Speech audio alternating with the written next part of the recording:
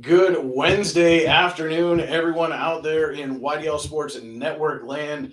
It's already the middle of March. It's the Ides of March, beware. But we've seen buzzer beaters, incredible individual performances, upsets, and champions making their claim. And that's just been through the high school basketball playoff season.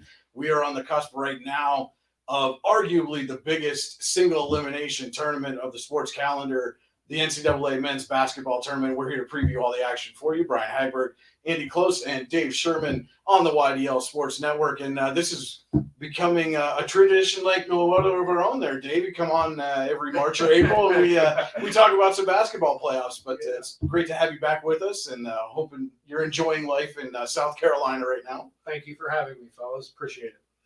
And Andy, again, I know this is one of your favorite times of the year. So, it is. when you get to the sports calendar, right, this 6-week period, March to the end of April, I mean, you've got NFL free agency, NHL, NBA playoffs are starting to really ramp up. Teams are getting themselves into position. You got the NFL draft in April. You got Major League Baseball has its opening day in April. Obviously, the high school sports calendar, you have basketball and wrestling championships, swimming and diving championships, and then we're going to get right into baseball and softball season. But arguably nothing bigger at this time of year than March Madness. And you left out the Masters. And I left out the Masters. See, I knew I'd forget something. I keep forgetting the Masters, yeah. So we're going to take a look right now at the men's basketball tournament bracket. Don't forget to head on over to d9and10sports.com and join the YDL Sports Network bracket tournament that we have going on. Still time to get into that. I just filled out my bracket this morning, fellas. So, Andy, I saw you had a couple entries already. I do. But let's not waste any more time. We'll get right into it. We're going to take a look first at the South Region bracket here. Put it up on the screen there for you for a minute. Number one seed there, Alabama. I don't think anybody's going to argue that was not deserving based on the way they played. Everything else to the side, that's talking on the court.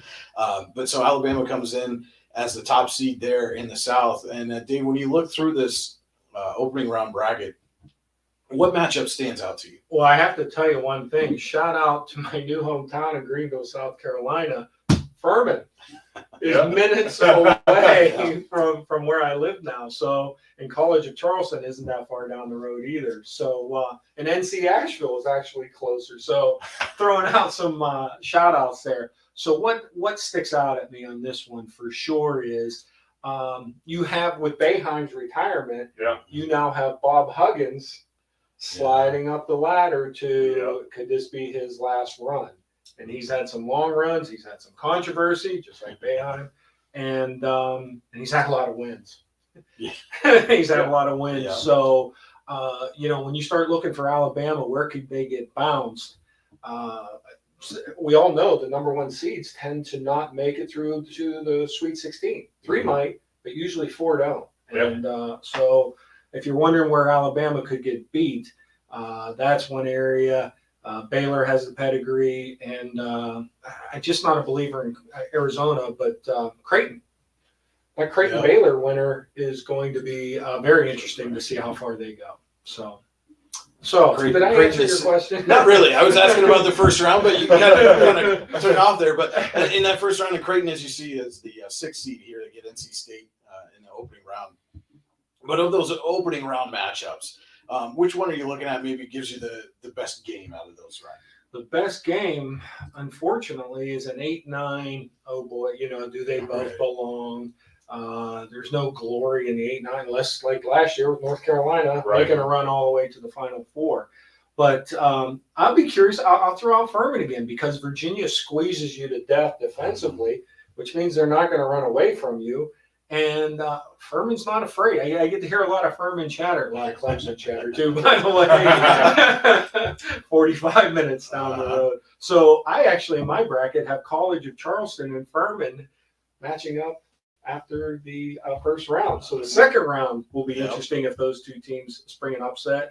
I think Arizona cruises. 7-10 Missouri, Utah State. I just happen to like Utah State.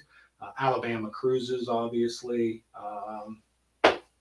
So there you have them. I think I've got a 12 and a 13 coming out of that first round. So Okay. Yeah, I like that. I think that San Diego State matchup against Charleston's fascinating. San Diego State's a very tough experience, very senior-laden team, and they think they can go on a run. I think they can too. But you're facing a Charleston team that won 30 games.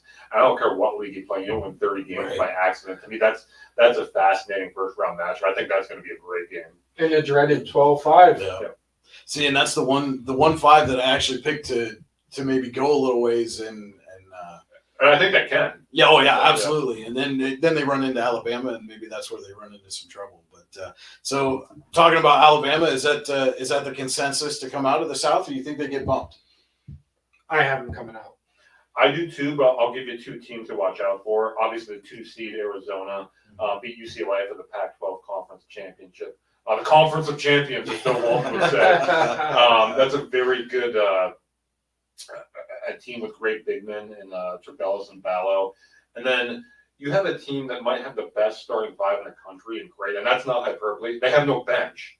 But I don't think that matters quite as much in the tournament with the longer halftime, longer TV timeouts. You get more rest. That team, when they're clicking offensively, is good enough to get to a Final Four. Creighton, you're saying? Yeah, I agree. But I do have Alabama as well. I think that I think they were playing the best basketball of anyone in the country coming to the tournament, and Brandon Miller might be the number 2 pick in the draft.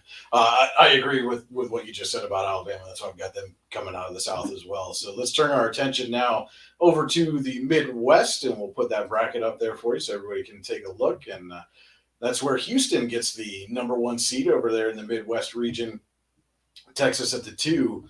And Andy, we'll start with you. Looking at that first round, who are you looking at? Intriguing matchup, best chance for an upset. Who you got there? So let me bring that bracket up on my screen here. I look at potentially. Let's see. I love Kent State. Potential for an upset. Sincere Carey, a Farrell native, didn't play at Farrell, but from Farrell. He is an electric player. I think Indiana could be in some trouble in that first round matchup. That is a very, very good basketball team.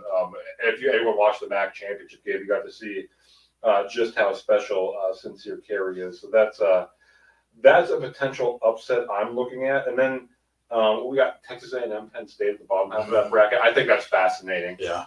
Penn State playing really good basketball. Made the run to the Big Ten title game. Texas A&M played in the ultra competitive SEC. You know, they got there as well, got spanked by Alabama, but I just think they kind of ran out of gas there. So I think that Penn State A&M matchup has the potential to be a really, really good round 1 matchup. And then, Kent State is my potential upset pick. A lot of people think Texas A&M was underseeded as a 7. Yeah. So I agree. Just piggybacking on that, not only do I think Kent State will knock off Indiana, I think they knock off Drake in the next round. Okay. So I am going Sweet 16, where Houston eliminates them. Let's go back to the first round, though. My Pitt Panthers survived by a whisker last night. And we all know 11 seeds coming out of that play-in game, more times than not, make a run. Yeah. And a couple of them, I believe, have made it to the Final Four. I won't go that far with Pitt, but I think they knock off Iowa State too. I think the momentum builds, and I truly think there's an advantage to playing that Tuesday night. Your gap is shorter. You mentioned Penn State being hot. Well, now they got to recalibrate all the way back 4 or 5 days and start over. Not that every team doesn't, but except those first 4 in. So. Agreed. Texas A&M Penn State has the makings of a great game. I think Iowa knocks off Auburn, but I think both the 4 and the 5, there's your 12-5 again. Yeah. I have Drake beat Miami. Yeah, I can see that easily. Yeah. So.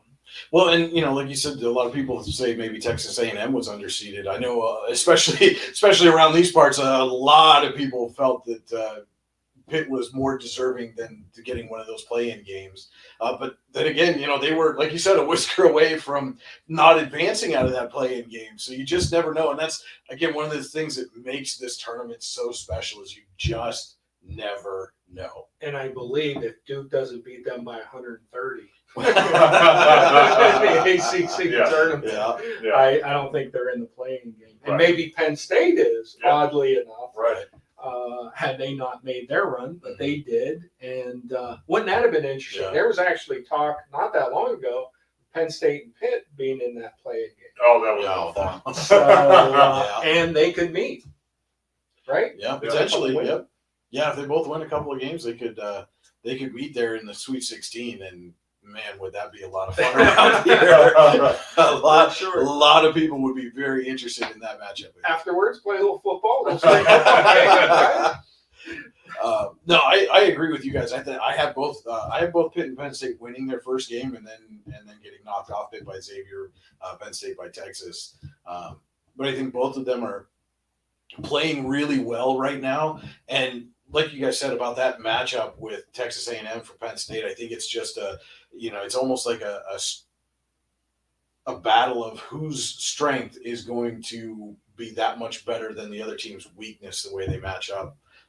But again, I think there's a lot to be said for momentum and the way things are going right now. So I think both Pitt and Penn State win that first round game, and then that's where the momentum stops. But again, looking at this bracket, we'll throw it up on the screen here again for you. Houston's the number one. Do they win the region? I'll go first here. I say no. And I get that. They had such a great regular season, but that they got smacked by Memphis in that conference championship game. That's sticking in my head, and the injury to their All-American guard Marcus Sasser is sticking in my head too. He may be available. They've been kind of mum on that, but that's kind of in the back of my mind as well. They have the experience. They lost in the Elite Eight to Villanova last year, so they're used to playing on that stage. But I don't. Then you look at Texas at the bottom half of the bracket; they're playing great. Smack Kansas in the Big 12 title game, and what a great story there too. After Chris Beard got let go with the legal issues, for them to have the season they've had after that, you feel really good for those kids. But I have neither of them coming out of my region. The team I have coming out of the region is the Xavier Musketeers, and for a couple of reasons. Number one, coaching matters big time in the tournament, and Xavier made a brilliant move to bring Sean Miller back. You can see it paid immediate dividends year one. They played great down the stretch. And number two, this is one of the best offensive teams in the tournament. Sule Boom, the transfer from UTEP, one of the best point guards in the country that really no one talks about. This team can fill it up. Kobe Jones is a pro on the wing. Jack Nungy's great inside. I just love the way this team scores the basketball. I think they're good enough to get to a Final Four. Interesting you should bring up Sean Miller. First of all, we're both from the same hometown, but Yes. that's notwithstanding. Second of all, it seemed like he overachieved at Xavier his first time around, and maybe underachieved a tad at Arizona. Yeah. So he's back home, so to speak, at Xavier. And I have them knocking out Pitt. I agree 100% with the early round prowess that he'll display. That being said, I still think it's an all Texas Elite Eight with Houston and Texas making it through. And your points about Houston, I'd be curious if we had these brackets in December, January, how the conversation would have changed. But it's March.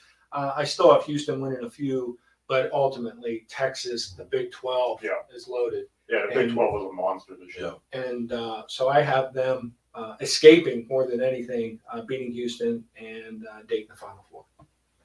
All right, so we got three different ones. I've got Houston knocking off Texas in the. That's what makes it fun, right? It's no fun if we all pick the same team. But yeah, so I've got Houston going on to the Final Four out of this Midwest region, and so now that will take us to the East. And in the East, we have Purdue as the top seed, Marquette as number 2. And Dave, we'll start with you. We'll look at that first round again. We'll try to stay in the first round this time. Okay, first round again. Matchups? Matchups, or who you got as the potential upsets here? Well, I'll be curious to see if you agree with me on this. Let's go down to the bottom of it with Michigan State and USC. Is it just me, or is Izzo still wearing the genius label from longer ago than maybe he deserves? Yeah. Yep. Mateen Cleaves was 22, 23 years ago. Last time the Big Ten won a national championship, 2000. Yeah. So I think some of the what's the cliche? The bloom is off that rose. So I have UC. I think that'll be a great game. I think USC knocks them off. The drama and intrigue around Kentucky and Providence with the Kentucky transfer up there, but I still have Kentucky winning that. We talked about this off air. Duke Oral Roberts. Your theory with I don't care who it is, but they've won 30 games, haven't they? Oral Roberts, close to it. Yeah. I don't care about your conference. At a certain point, they're a good team. And Max A. Smith, the player of the year in that conference, was on that Sweet 16 team a couple years ago for Oral Roberts. They're not going to be in awe of Duke. No. So we'll put an asterisk over that Duke win. And it's the 5-12 matchup that's so intriguing. And I already have 2 12s knocking off a 5. So well, if you pick all 4 of them, you're bound to get one right. Yeah. I as much as I never root for Duke, I just think they have a deep run in them. But I'm looking forward to Duke Oral Roberts of all things. Yeah. I'll go first round matchup back to that Kentucky Providence game. Fascinating. First of all, Oscar Sheboy, the Kennedy Catholic grad, maybe not quite as dominant a year as he had last year, but still a very good season. Kentucky kind of scuffled early in the season and kind of hit their stride. You talk about the Bryce Hopkins factor, the Kentucky transfer, first team All Big East this year for Providence, had a great season for them. There's also a kind of a cloud hanging over there. Ed Cooley has been linked to some other jobs, the Providence coach, so is that a factor as well? A lot going on in that matchup. I'm curious to watch. The answer is yes. There is a cloud hanging. You can drop the is. Yeah. When we were talking about Duke off air, it's just I didn't say this to you guys then, but I'll say it now. They feel like a team to me that they're either going to make a run probably to the Elite Eight or they're going to lose in the first round. There's no in between here with the way their season has gone. And so I'm with you. That first round game, I think, really is going to tell the story. If they're able to get by Oral Roberts, then that's a team I think that you have to watch out for. I think they win 2 games. Tell me right now, Duke and Purdue, who wins if they match up? Well, I don't think, and I'm gonna get to this in a second. I don't think Purdue gets there. Oh, that's my upset. Yeah. Okay. And I'll get to that right now, I guess. Zach Edey's unbelievable. The 7'3" big man, one of the best players in the country. So tough to guard. What concerns me about Purdue, and they had a great season. If anyone watched into that Big Ten championship game when Penn State pressed them late in the game, their guards could not handle it.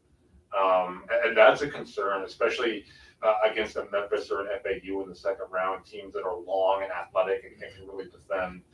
So that's, you talk about a 1 going down before the Sweet 16, that's my pick.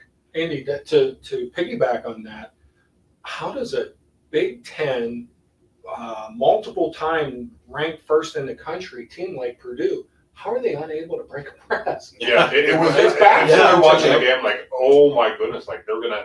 I mean, it was unbelievable. They couldn't. They just kept turning the ball over. So that's why. Do we all agree they're not making it to Houston in the Final Four? No, I don't have them. No. I don't remember, honestly. I just did this morning. I'm going to look right now. No, I do. I do have them coming out of this. Oh, okay. All right. So that's. Okay, so Dave, why don't we get to your pick and then I'll do mine. Okay, I have coming out of the bottom area, number 2. I have Marquette beating Duke to get to Houston. I also have Marquette getting to Houston in the Final Four. You talk about a match made in heaven coaching-wise. Shaka Smart, his star was on the rise at VCU, went to Texas. Like so many coaches at Texas, it wasn't a great fit. But he's really found his stride. That Marquette team is playing as well. They rolled through the Big East tournament. Tyler, and you talk about great point guard play this time of year. They have great point guard play. Tyler Kolek, Big East Player of the Year. Cam Jones, again, another pro on the wing.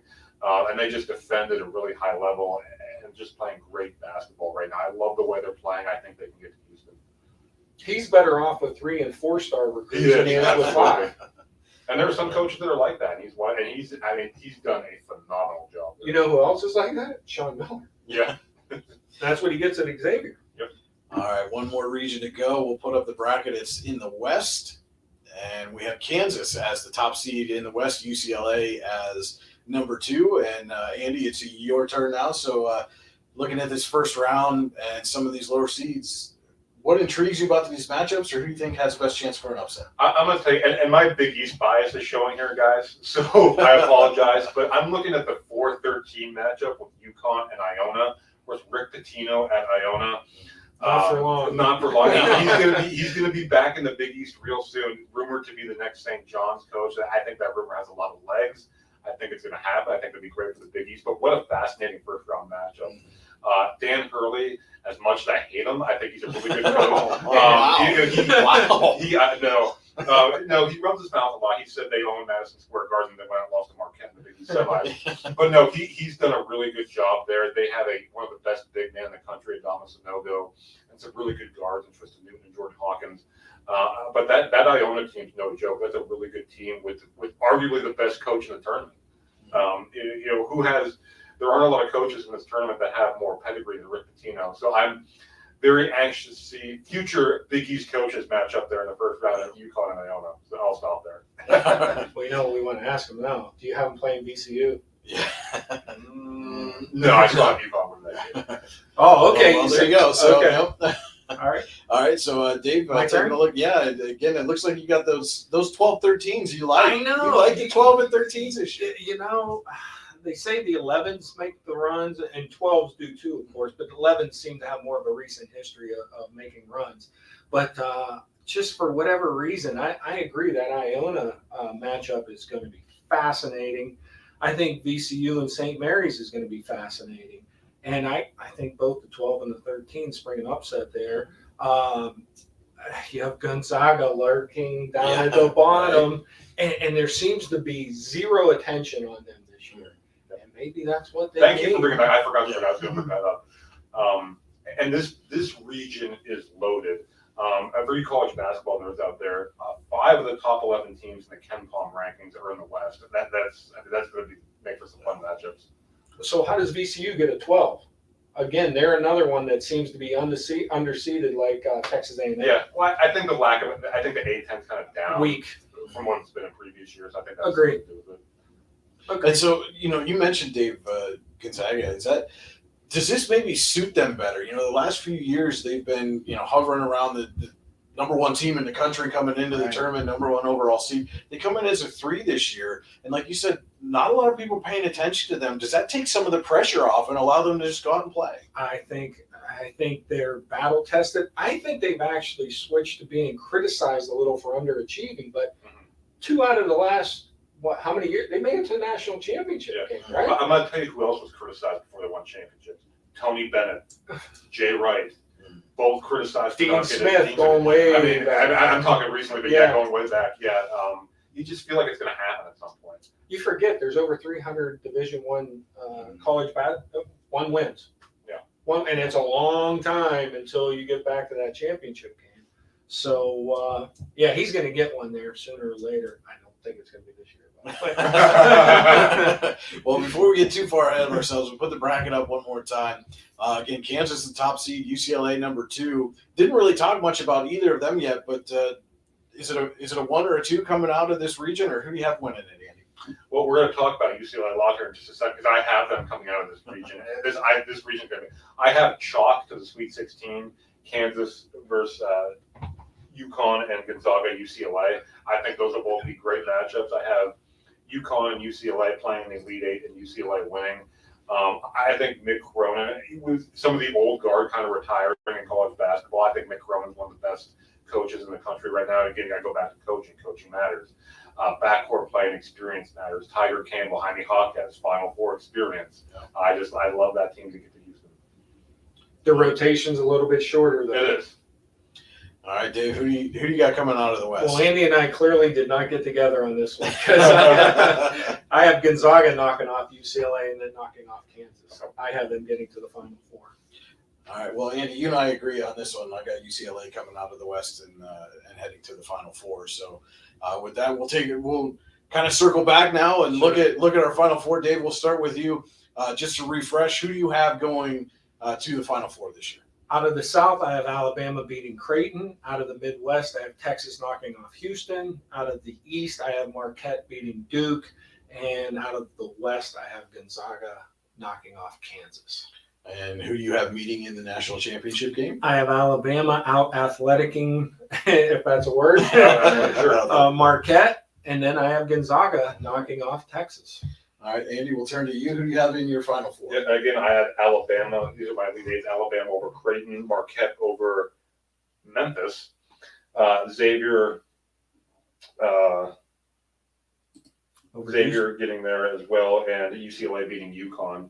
And then I have UCLA over Xavier in the Final Four and Marquette over Alabama. And I have UCLA cutting down the nets, beating Marquette in the national championship game. I've got coming out of their brackets. I've got Alabama beating Arizona, beating Arizona to get to the Final Four. Purdue over Marquette, UCLA over UConn. I have them knocking off Kansas, and then Houston over Xavier to get to the Final Four. And I have Alabama and UCLA meeting in the championship game. And David, it looks like you and I agree that this is the year for the Crimson Tide to cut Roll Tide. Roll Tide. Oh, that's hard to say. For sure, it is here too. You just look at it, and they've been the best team in the country probably for the last at least month. You can take all the off the court stuff and whatever your personal feelings on it are what they are. But there's something that happens when you have a situation like that, and people start rooting against you. And as players and coaches, I don't know that there's a bigger motivator than it's us against the world. It galvanizes them. It really does. And when you walk into that locker room and you know, hey, I'm going into the foxhole and I've only got, these guys that are in this locker room with me to get it done, it does an awful lot for a team, and you're seeing it on the court right now. And you mentioned coaching. Yeah. Nate Oates is a great Nate coach. Oates is a great coach. He just needed a big time program to prove it.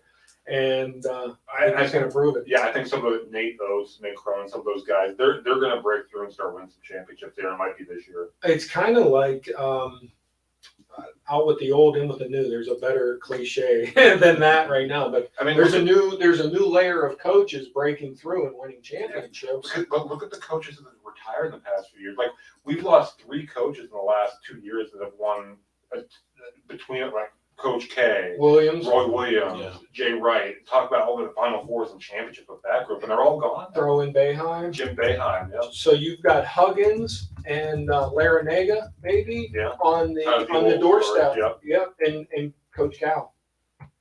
Yeah. We can't forget to mention Cal too. The Clarion guy. Not one of his best teams, obviously, but still capable of making some noise. And you wonder, how long are the Kentucky faithful? And there were some rumblings when they were struggling early in the season that it might be time to move on, but they kind of righted the ship there to kind of quiet them for now. But we talked about Izzo and probably left him out too. Yeah. What was my point with Calipari?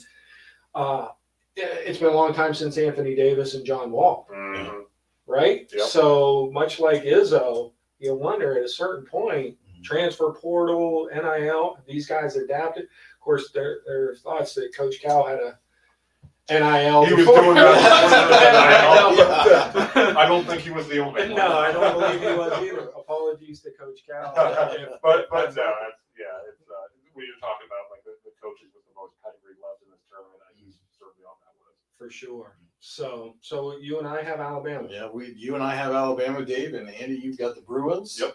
And so those are our picks here as we're going to wrap this up. We got it clean inside a half an hour, and I think that's probably the best way to do it. If you go check out the comments on YouTube and Facebook, I've linked to our story on D910sports.com where you can join our tournament bracket challenge through ESPN. And you set that up. I know you've already got your 2 brackets in there. And Dave, I'm sure you'll be joining the group if you haven't already. Yes. And you too can join, and still got time. It's almost 3:00 on Wednesday afternoon, so still got like 20 hours. Yeah, right up until the first game tips off. It's still in flux too. You have 2 games tonight that have to play out. You might have your champ coming out of there tonight. So again, head on over to D910sports.com. Read that story, click on the link, get signed up, and be part of our NCAA men's basketball bracket challenge. But that's going to wrap it up for us here. Dave, again, thank you so much for making the trek up from South Carolina. I'm sure you did it just to stop by. We'll go with that on air. For Andy Close, this is Brian Hagberg on the YDL Sports Network saying thank you guys for watching and good luck in your bracket pool.